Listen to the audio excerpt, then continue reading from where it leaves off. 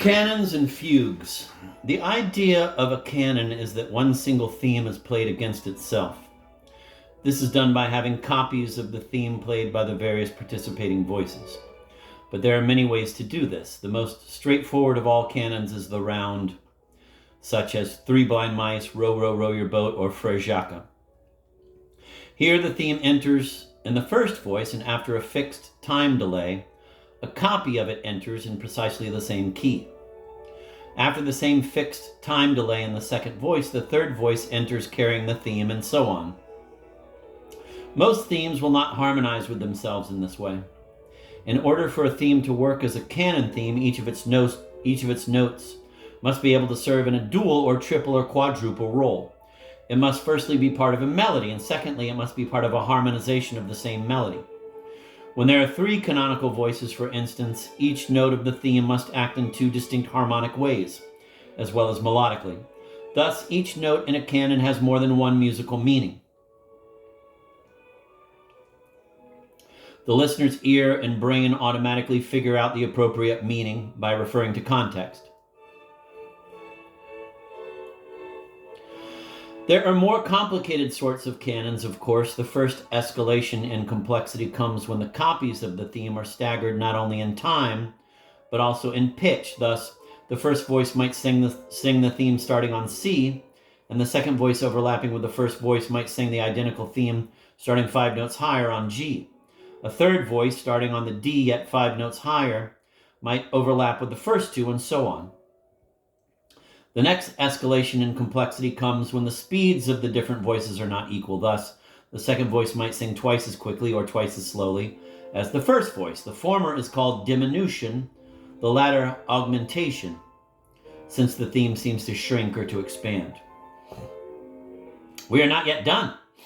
The next stage of complexity in canon construction is to invert the theme, which means to make a melody which jumps down wherever the original theme jumps up, and by exactly the same number of semitones. This is a rather weird melodic transformation, but when one has heard many themes inverted, it begins to seem quite natural. Bach was especially fond of inversions, and they show up often in his work.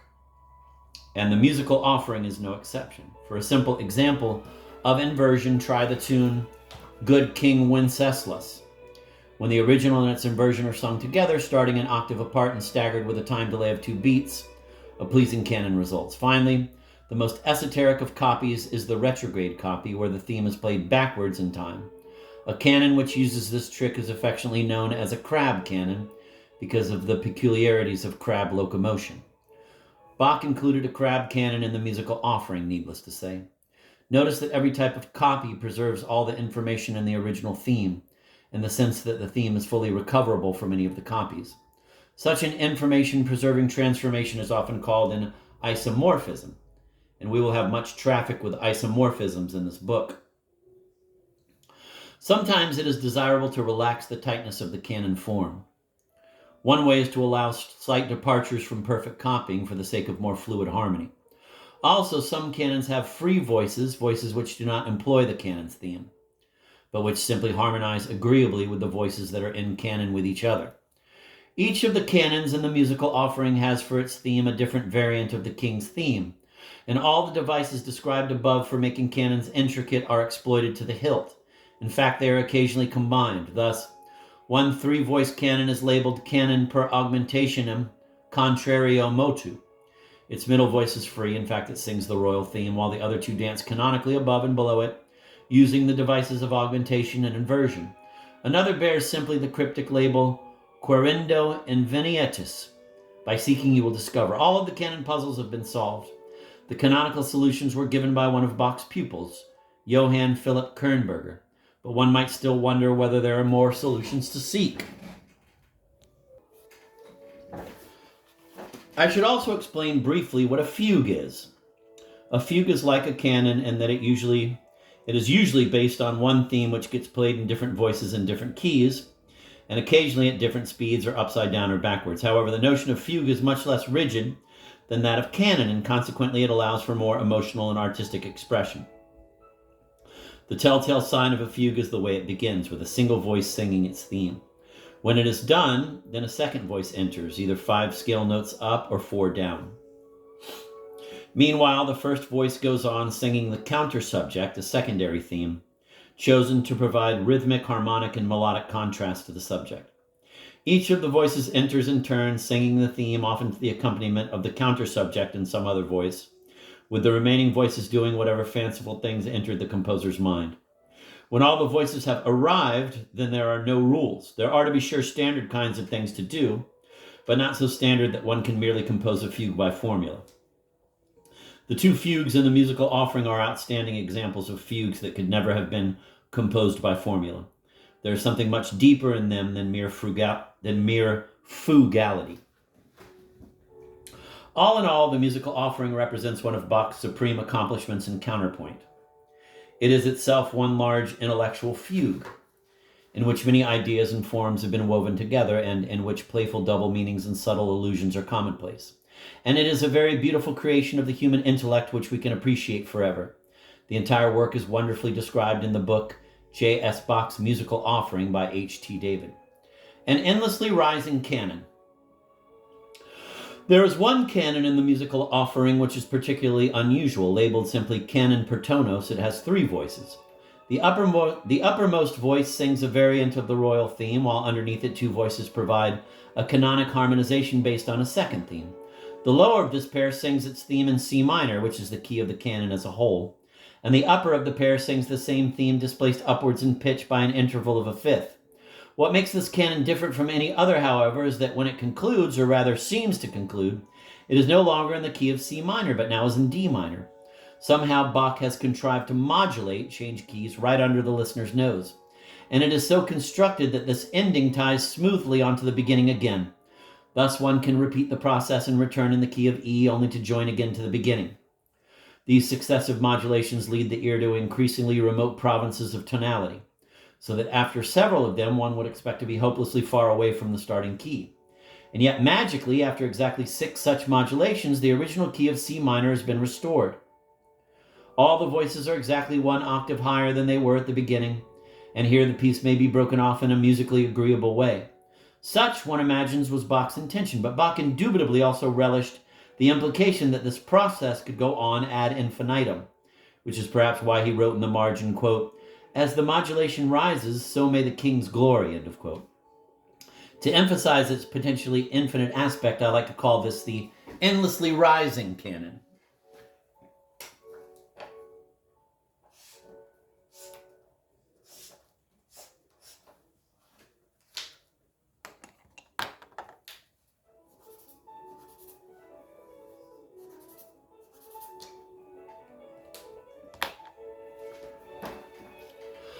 In this canon, Bach has given us our first example of the notion of strange loops.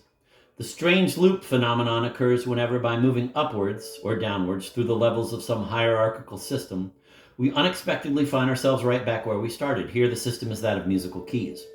Sometimes I use the term tangled hierarchy to describe a system in which a strange loop occurs. As we go on, the theme of strange loops will recur again and again. Sometimes it will be hidden, other times it will be out in the open, sometimes it will be right side up, other times it will be upside down or backwards. Queriendo invenietis is my advice to the reader. Escher. To my mind, the most beautiful and powerful visual realizations of this notion of strange loops exist in the work of the Dutch graphic artist M.C. Escher, who lived from 1902 to 1972. Escher was the creator of some of the most intellectually stimulating drawings of all time. Many of them have their origin in paradox, illusion, or double meaning. Mathematicians were among the first admirers of Escher's drawings, and this is understandable because they often are based on mathematical principles of symmetry or pattern. But there is much more to a typical Escher drawing than just symmetry or pattern. There is often an underlying idea realized in artistic form, and in particular, the strange loop is one of the most recurrent themes in Escher's work. Look, for example, at the lithograph Waterfall, and compare its 6-step endlessly falling loop with the 6-step endlessly rising loop of the canon per tonos.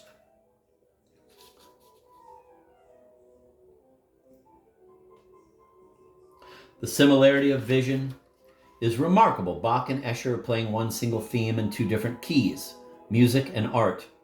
Escher realized strange loops in several different ways, and they can be arranged according to the tightness of the loop. the lithograph ascending and descending,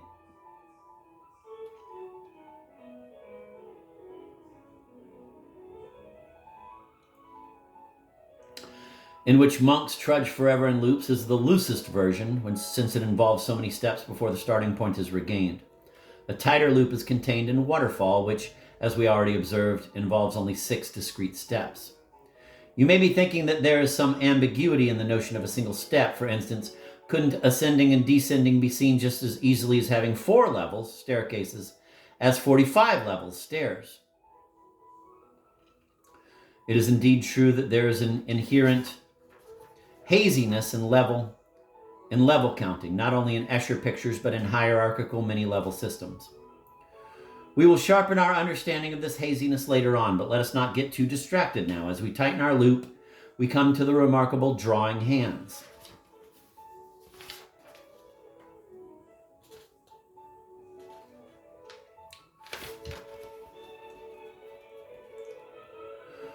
In which each of 2 hands draws the other, a 2-step strange loop, and finally the tightest of all strange loops is realized in Print Gallery.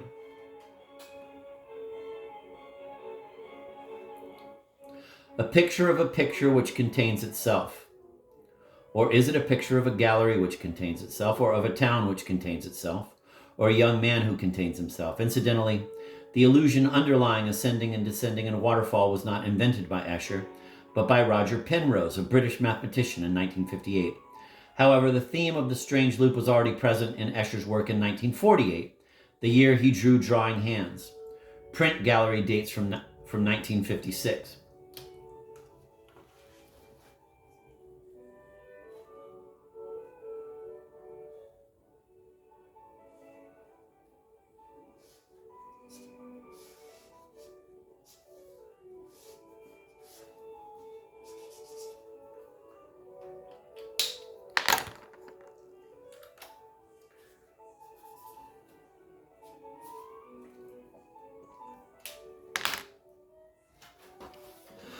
Implicit in the concept of strange loops is the concept of infinity, since what else is a loop but a way of representing an endless process in a finite way? And infinity plays a large role in many of Escher's drawings.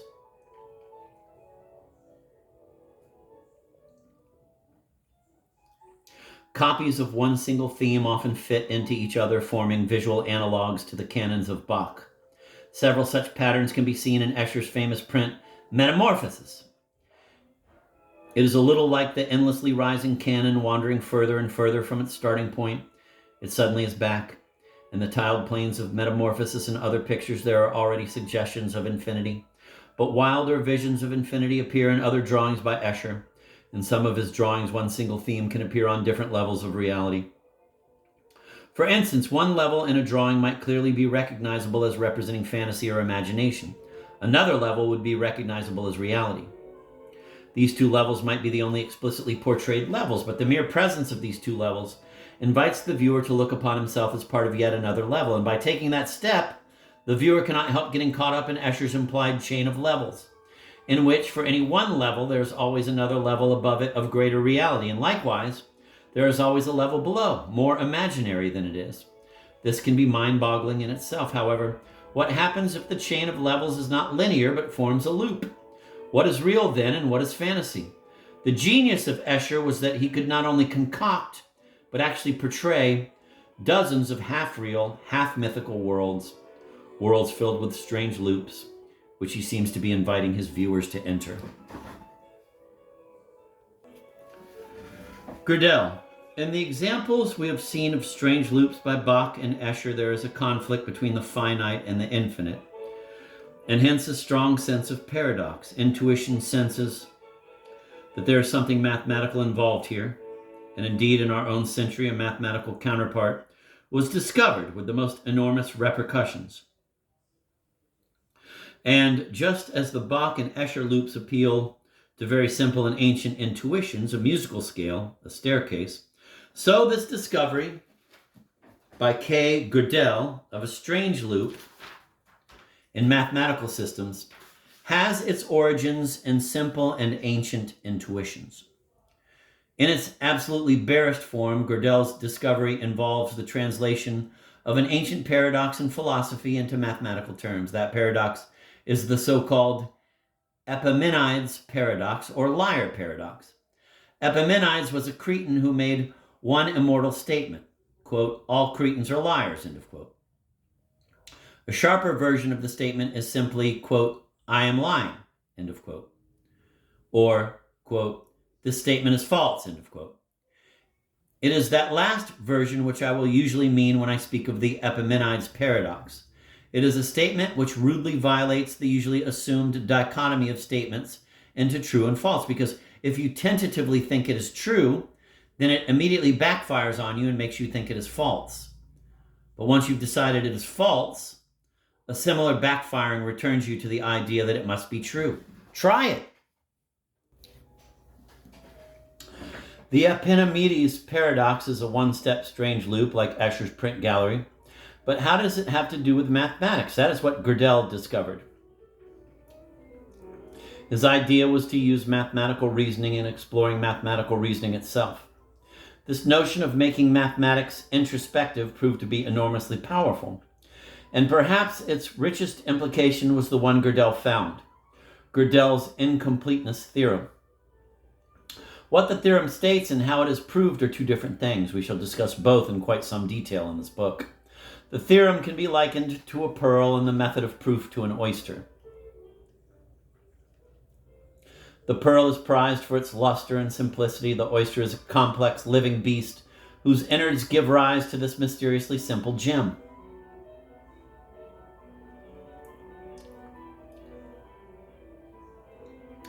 Gödel's theorem appears as Proposition 6 in his 1931 paper on formally undecidable propositions in Principia Mathematica and Related Systems 1. It states, to every W consistent recursive class K of formulae, there correspond recursive class signs R such that neither V gen R nor neg V gen R belongs to FLGK, where V is the free variable of R. Actually, it was in German, and perhaps you feel that it might as well be in German anyway. So here is a paraphrase in more normal English. All consistent axiomatic formulations of number theory include undecidable propositions. This is the pearl. In this pearl, it is hard to see a strange loop. That is because the strange loop is buried in the oyster, the proof. The proof of Gödel's incompleteness theorem hinges upon the writing of a self-referential mathematical statement in the same way as the Epimenides paradox is a self-referential statement of language. But whereas it is very simple to talk about language in language, it is not at all easy to see how a statement about numbers can talk about itself.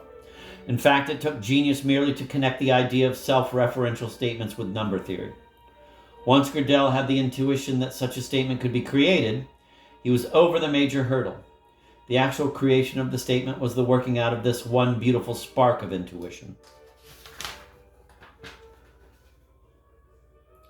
We shall examine the Godel construction quite carefully in chapters to come, but so that you are not left completely in the dark, I will sketch here in a few strokes the core of the idea, hoping that what you see will trigger ideas in your mind. First of all, the difficulty should be made absolutely clear. Mathematical statements, let us concentrate on number theoretical ones, are about properties of whole numbers. Whole numbers are not statements, nor are their properties. A statement of number theory is not about a statement of number theory.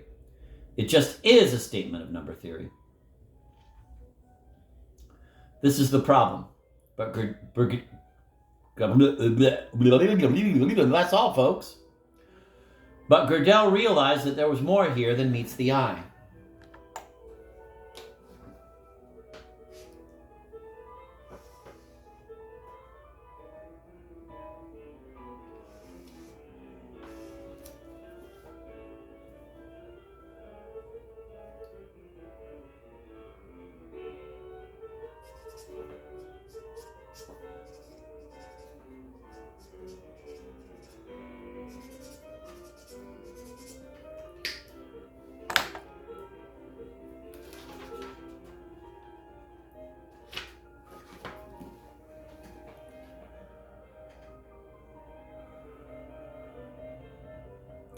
Godel had the insight that a statement of number theory could be about a statement of number theory, possibly even itself. If only numbers could somehow stand for statements. The idea of a code, in other words, is at the heart of his construction. In the Godel code, usually called Godel numbering, numbers are made to stand for symbols and sequences of symbols. That way, each statement of number theory, being a sequence of specialized symbols, acquires a Godel number, something like a telephone number or a license plate, by which it can be referred to. And this coding trick enables statements of number theory to be understood on two different levels: as statements of number theory, and also as statements about statements of number theory. Once Godel had invented this coding scheme, he had to work out in detail a way of transporting the Epimenides paradox into a number theoretical formalism. This final transplant of Epimenides did not say this statement of number theory is false, but rather, this statement of number theory does not have any proof. A great deal of confusion can be caused by this because people generally understand the notion of proof rather vaguely. In fact, Godel's work was just part of a long attempt by mathematicians to explicate for themselves what proofs are. The important thing to keep in mind is that proofs are demonstrations within fixed systems of propositions.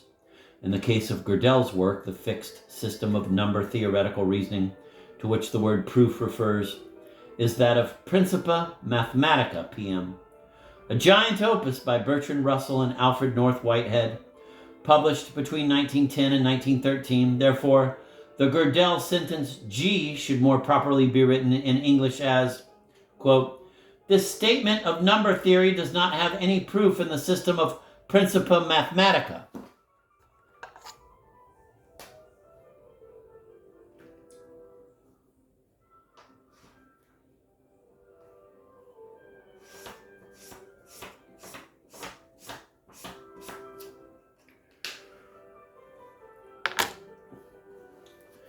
Incidentally, this Godel sentence G is not Godel's theorem, no more than the Epimenides sentence is the observation that the Epimenides sentence is a paradox. We can now state what the effect of discovering G is. Whereas the Epimenides statement creates a paradox since it is neither true nor false, the Godel sentence G is unprovable inside PM, but true. The grand conclusion? That the system of Principia Mathematica is incomplete. There are true statements of number theory which its methods of proof are too weak to demonstrate.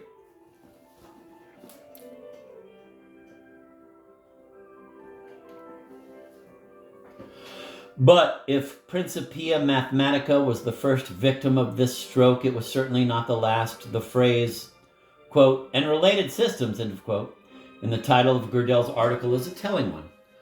For if Godel's result had merely pointed out a defect in the work of Russell and Whitehead, then others could have been inspired to improve upon PM and to outwit Godel's theorem.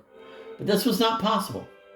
Godel's proof pertained to any axiomatic system which purported to achieve the aims which Whitehead and Russell had set for themselves. And for each different system, one basic method did the trick. In short, Godel showed that provability is a weaker notion than truth, no matter what axiomatic system is involved. Therefore, Godel's theorem had an electrifying effect upon logicians, mathematicians, and philosophers interested in the foundations of mathematics, for it showed that no fixed system, no matter how complicated, could represent the complexity of the whole numbers, 0, 1, 2, 3. Modern readers may not be as nonplussed by this as readers of 1931 were, since in the interim our culture has absorbed Godel's theorem, along with the conceptual revolutions of relativity and quantum mechanics, and that's all, folks.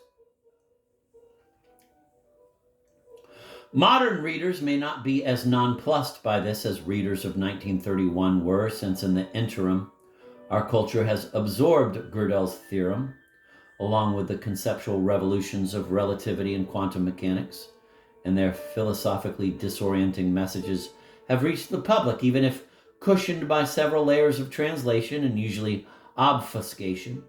There is a general mood of expectation these days of, quote, limitative, end of quote, results. But back in 1931, this came as a bolt from the blue.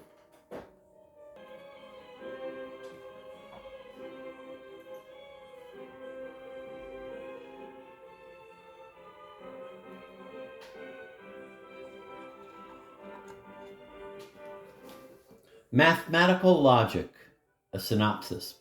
A proper appreciation of Godel's theorem requires a setting of context. Therefore, I will now attempt to summarize in a short space the history of mathematical logic prior to 1931, an impossible task. See DeLong, Kneebone, or Nagel and Newman for good presentations of history. It all began with the attempts to mechanize the thought processes of reasoning. Now, our ability to reason has often been claimed to be what distinguishes us from other species. So it seems somewhat paradoxical on first thought to mechanize that which is most human. Yet even the ancient Greeks knew that reasoning is a patterned process and is at least partially governed by statable laws. Aristotle codified syllogisms, and Euclid codified geometry, but thereafter, many centuries had to pass before progress in the study of axiomatic reasoning would take place again. One of the significant discoveries of 19th century mathematics was that there are different and equally valid geometries, whereby, quote, a geometry, end of quote, is meant a theory of properties of abstract points and lines. It had long been assumed that geometry was what Euclid had codified, and that although there might be small flaws in Euclid's presentation, they were unimportant, and any real progress in geometry would be achieved by extending Euclid. This idea was shattered by the roughly simultaneous discovery of non-Euclidean geometry by several people, a discovery that shocked the mathematics community because it deeply challenged the idea that mathematics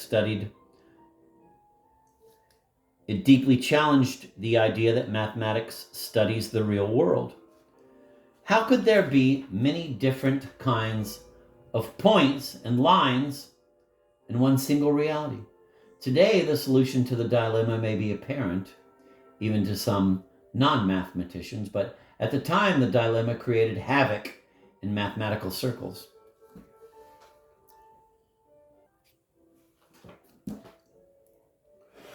Later in the 19th century, the English logicians George Boole and Augustus de Morgan went considerably further than Aristotle in codifying strictly deductive reasoning patterns. Boole even called his book The Laws of Thought, surely an exaggeration, but it was an important contribution. Lewis Carroll was fascinated by these mechanized reasoning methods and invented many puzzles which could be solved with them. Gottlob Frege and Jena and Giuseppe Piano in Turin worked on combining formal reasoning with the study of sets and numbers. David Hilbert in Göttingen worked on stricter formalizations of geometry than the Euclids. All of these efforts were directed towards clarifying what one means by, quote, proof, end of quote.